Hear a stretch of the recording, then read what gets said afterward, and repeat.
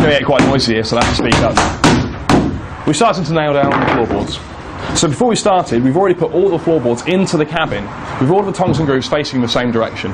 In this case, the groove part side of the board is facing towards the door, and we can now start nailing down using the nails provided.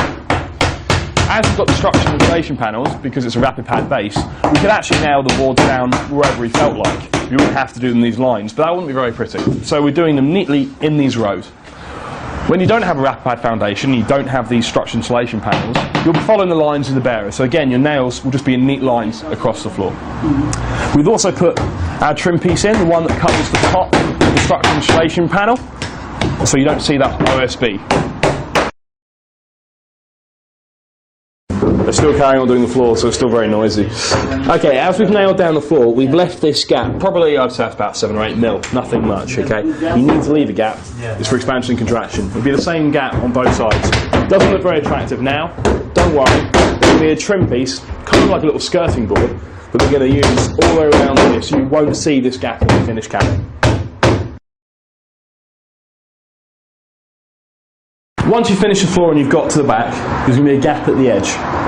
Now, if it's sizable, because of the gaps you've left in the floorboards, you need to take a floorboard, mark it, and cut a straight line across to mark the board that you need to cut to fill in that gap. You can use the spare floorboard we provide you with as a ruler just to mark the line.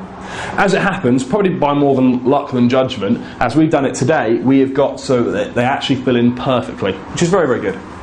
Now, even though it fills in perfectly, as I said before, there's always a small gap around. And this is the skirting trim that we provide to cover that gap. Sits in place, we provide the nails. There's multiple pieces, so if one breaks or snaps, don't worry, there's lots and lots of spares.